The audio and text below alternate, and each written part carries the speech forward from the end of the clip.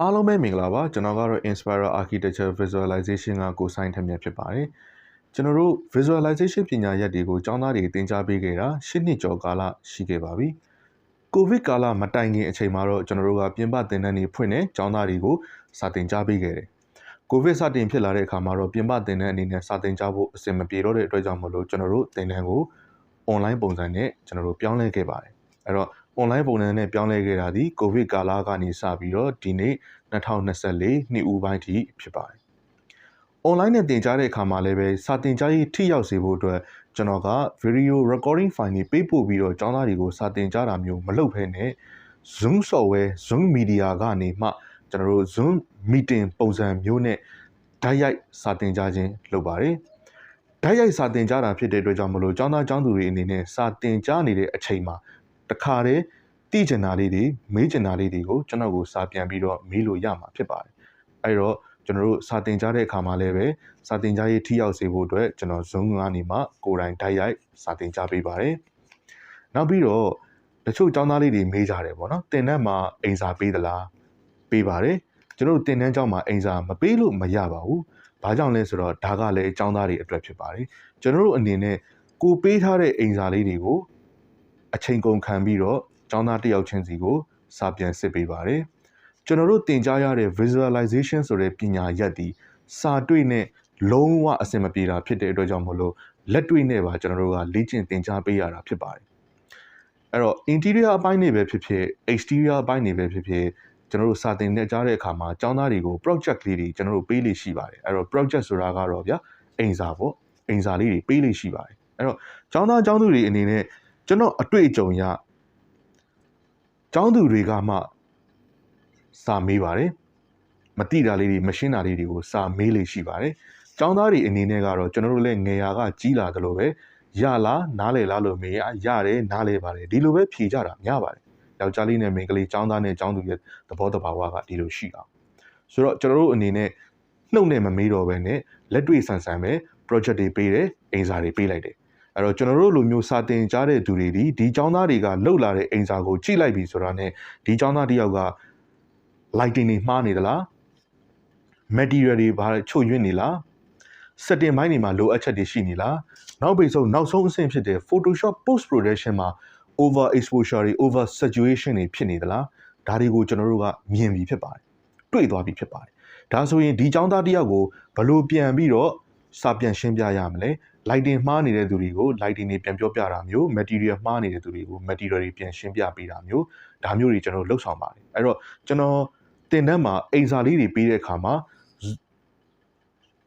Zoom software မှာကျွန်တော်တို့စာသင်တယ်ပေါ့ဗျာခုနပြောသွားသလို Zoom software မှာစာသင်တယ်အိမ်စာပေးတာတွေအိမ်စာစာပြန်ဆက်တာတွေကိုကျွန်တော်တို့က Skype software ကိုအသုံးပြုပါတယ်အဲ့တော့ကျောင်းသားတိုင်းကကျွန်တော်ရဲ့ personal Facebook account တွေမှာ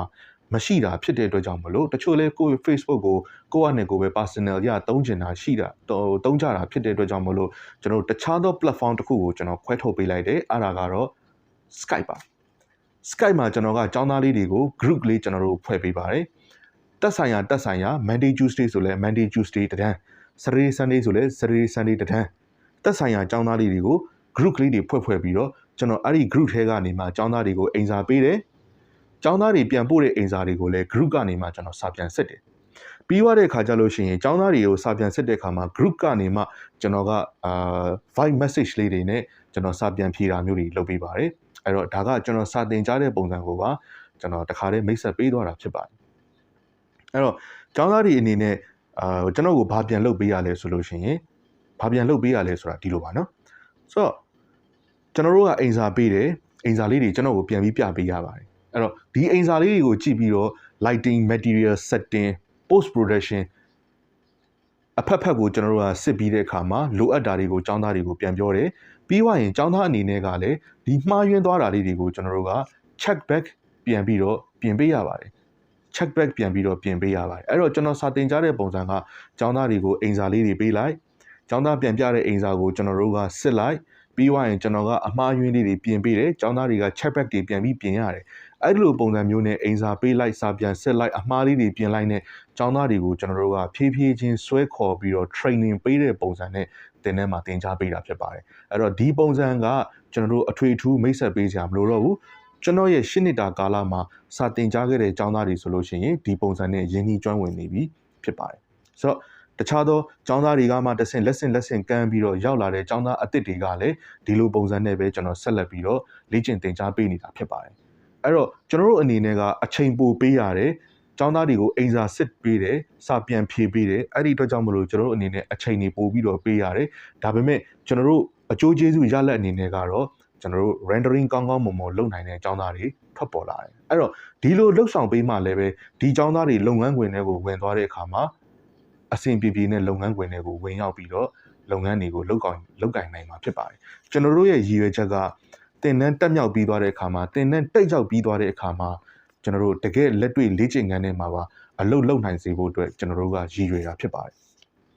ဒါကကျွန်တော်စာတင်ကြားတဲ့ပုံလေးတွေကိုကျွန်တော်ပြန်လည်ပြီးတော့မျှဝေပေးတာဖြစ်ပါတယ်နောက်တစ်ချက်အတူချုံပြောရမယ်ဆိုလို့ရှိရင် visualization ခေါင်းစဉ်လေးတွေမှာကျွန်တော်တို့က lighting ချိန်တာတွေ material ချိန်တာတွေ setting ချိန်တာတွေရှိပါတယ်ကျွန်တော်တို့ rendering နည်းနည်းပါးပါးလုပ်ဖို့တဲ့ကျောင်းသားကျောင်းသူတွေဆိုလို့ရှိရင်ဒါလေးတွေကိုကျွန်တော်တို့သိပါတယ် lighting အပိုင်းရှိမယ် material အပိုင်းရှိမယ် setting အပိုင်းတွေရှိပါမယ်အဲ့တော့ဒီအပိုင်းတွေမှာကျွန်တော်တို့က lighting ကိုပုံသေးမှတ်တာမျိုး material ကိုပုံသေးမှတ်တာမျိုး setting ကိန်းဂဏန်းတွေကိုပုံသေးမှတ်ပြီးထည့်သုံးတာမျိုးကျွန်တော်လုံးဝအားမပေးပါဘူးစာတင်ကြားတဲ့အခါမှာလည်းပဲကျောင်းသားကျောင်းသူတွေကိုကျွန်တော်အနေနဲ့ကအလွတ်မှတ်စရာမလိုတဲ့နည်းတွေနဲ့ပဲကျွန်တော်ကစာတင်ကြားပေးပါတယ် lighting ဥပမာကျွန်တော်ပြောပြမယ် lighting ကိုကျွန်တော်တို့အလွတ်မှတ်လို့ရလားလုံးဝမရဘူး lighting ဒီအခန်းအနေထားပေါ်မှာမူတည်ပြီးတော့မှပြောင်းလဲနေတဲ့သဘောတဘာဝရှိတယ်အခန်းကျင်းမယ်အခန်းကျယ်မယ် lighting အနေထားမတူပါဘူးအခန်းမှာပရင်းပေါက်တွေနဲမယ်ပရင်းပေါက်တွေများမယ်ပရင်းပေါက်ကြီးမယ်ပရင်းပေါက်သေးမယ်အပြင်ကနေမှဝင်လာမဲ့အလင်းအားတွေပရင်းပေါက်အကြီးအသေးအနည်းအများပေါ်မှာမူတည်ပြီးတော့အလင်းဝင်လာတဲ့အားတွေမတူတော့ပါဘူးအဲ့တော့အချိန်နေအရက်ကြောင့်ပြောင်းလဲနေတဲ့ lighting ပုံစံကိုကျွန်တော်တို့ဘယ်လိုပုံစံနဲ့အလွတ်ကျက်ပြီးတော့အလွတ်မှတ်ပြီးတော့ကျွန်တော်တို့ထည့်သုံးမလဲလုံးဝမရပါဘူး lighting အပိုင်းဒီကိုယ်တိုင်နားလည်သွားမှကိုယ်တိုင်လုပ်နိုင်မှာဖြစ်ပါတယ်လှေနံဓာတ်ထည့်ပုံစံနဲ့ lighting ကိုလုံးဝအလုပ်လုပ်လို့မရပါဘူးအဲ့တော့စာတင်တဲ့အခါမှာလဲ lighting ဘိုင်းကိုတင်တဲ့အခါမှာကျွန်တော်တို့က brain ပေါက်တွေတကားပေါက်တွေတွေ့ပြီဆိုတာနဲ့တခါတည်းလာတာဆိုပြီးတော့ rectangle light တွေထည့်ပြီးသုံးတာမျိုးမဟုတ်ပါဘူး lighting ရဲ့သဘောတဘာဝသည်အခန်းလေးလင်းသွားတိုင်းကြည့်လို့ကောင်းသွားတာမဟုတ်ပါဘူး light and shadow မျှတနေမှအလင်းနဲ့အမှောင်ကမျှတနေတော့မှကြည့်လို့ကောင်းတဲ့ lighting အနေအထားတစ်ခုကိုရမှာဖြစ်ပါတယ်မိတ်ဆွေတို့ကိုအနည်းဆက်ဆုံးဥပမာပေးရမယ်ဆိုလို့ရှိရင်ခဲပကြီးကားလေးတစ်ချက်ကရှေ့ရှဲရိုးလေးတွေပြည်ပြင်းလာလေရုပ်ထွက်ကပို့ပြီးတော့လှလာလေပါပဲအဲ့ဒီလိုပဲကျွန်တော်တို့ရဲ့ visualization ကလည်း light and shadow equal balance ဖြစ်လေမျှခြေအနေထားဖြစ်လေပို့ပြီးတော့ realistic ဆန်လာလေပါပဲ lighting ကိုသုံးတဲ့အခါမှာကျွန်တော်တို့ကတခါတည်းတန်းပြီးတော့ထည့်သုံးတာထက်အရင်စဉ်းစားသင့်ပါတယ်ဘာကိုစဉ်းစားရမလဲ primary secondary fill light တချို့တွေက primary ကို main light လို့ခေါ်ကြတာလည်းရှိတယ် key light လို့ခေါ်ကြတာလည်းရှိတယ်ကျွန်တော်တို့လုပ်ငန်းခွင်မတူလို့ရှိရင်တော့အခေါ်အဝေါ်တွေမတူဘူးဖြစ်နေလိမ့်မယ်ဒါပေမဲ့ဘာပဲပြော primary ပဲပြော main light ပဲပြော key light ပဲပြောအခန်းတစ်ခန်းလုံးကိုဥဆောင်ဥရွက်ပြုတ်ပြီးတော့လင်းသွားစေမဲ့အလင်းကိုရည်ရွယ်တာဖြစ်ပါတယ်အဲ့ဒါဒီ primary light ပါပဲOkay အဲ့တော့ကျွန်တော်တို့ကဘယ်လိုနေရာကနေမှ primary light တွေကိုထည့်သုံးမယ်ဘယ်လိုနေရာတွေမှာ secondary light တွေသုံးမယ် fill light လို့ခေါ်တဲ့တချို့ကြတော့လဲ decoration light လို့ခေါ်ကြတယ်ပေါ့နော်တချို့ကြတော့လဲ MOOD mood light ဆိုပြီးတော့ခေါ်ကြတာလည်းရှိတယ်အဲ့တော့ဒီလို lighting တွေကိုဘယ်လိုနေရာတွေမှာထည့်သွင်းပြီးအသုံးပြုရတယ်ဆိုတာလေ့ကျင့်ခန်းတွေလုပ်ရင်းနဲ့ကျောင်းသားတွေကိုနေရာလေးတွေပြပြီးတော့သဘောတရားတွေနဲ့ကျွန်တော်တို့ကရှင်းလင်းပေးသွားတာဖြစ်ပါတယ်ကျွန်တော်တို့ပုံသေးမှတ်လို့မရတဲ့ကိစ္စဖြစ်ပါတယ် lighting အပိုင်းဒီနောက်ပြီးတော့ material ဒီလဲထုံနည်း၎င်းပါပဲ reflection color ဘယ်လောက်ထားတယ် reflection glossiness တန်ဖိုးဘယ်လောက်ထားတယ်ဥပမာပြောပြမယ်ပါကေးချမ်းချင်းတစ်ခုကို reflection glossiness တန်ဖိုး 0.85 ထားတယ်လို့ပုံသေးမှတ်လို့ရမလားလုံးဝမရပါဘူးဘာကြောင့်လဲကျွန်တော်တို့ပြင်ပလုပ်ငန်းခွင်မှာပါကေးလေးတွေကိုအပြောင်လောက်တာလည်းရှိတယ်အမှိန်လောက်တာလည်းရှိတယ်ဆိုလိုချင်တာကတော့ဗျာကျွန်တော်တို့ glossiness ပြောင်လေးတွေလည်းရှိမယ် glossiness တန်ဖိုးနည်းသွားတဲ့ matte color တွေလည်းရှိမယ်ဆိုတဲ့အတွက်ကြောင့်မလို့ကိုကဒီ material တစ်ခုကိုပြောင်အောင်လိုချင်တယ်ဆိုရင်ပြောင်မဲ့ကဏ္ဍတန်ဖိုးကိုပေးရပါမယ်မှိန်လေးမွဲလေး6လေးလိုချင်တယ်ဆိုရင်တော့မှိန်မွဲ6သွားမယ် material တန်ဖိုးကိုပေးရမှာဖြစ်ပါတယ်အခုကျွန်တော်ရဲ့ဘေးနားမှာရှိနေတဲ့ပန်းအိုးလေးမှာရှိတဲ့ reflection ဆိုလို့ရှိရင် reflection တန်ဖိုးလေးကနည်းပါတယ်အရန်ကြီးပြောင်ပြောင်တင်းတင်းနဲ့မှာမပါဘူးအဲ့ဒီအတွက်ကြောင့်မလို့ဒီပန်းအိုးလေးဆိုရင်တော့ reflection တန်ဖိုးတွေအများကြီးသွားပြီးပေးလိုက်ရင်မှားသွားမှာဖြစ်ပါလိမ့်မယ်နမူနာကျွန်တော်ရှင်းပြတာဖြစ်ပါတယ်အဲ့တော့ material တွေကကျွန်တော်တို့အမျိုးအစားအမျိုးကြီးအများကြီးပြောင်းလဲနေတဲ့ကိစ္စမှာကျွန်တော်တို့ကတန်ဖိုးတွေကိုအလွတ်ကျက်ပြီးသွားထည့်လို့မရပါဘူးအဲ့တော့သင်တန်းမှာကျွန်တော်တို့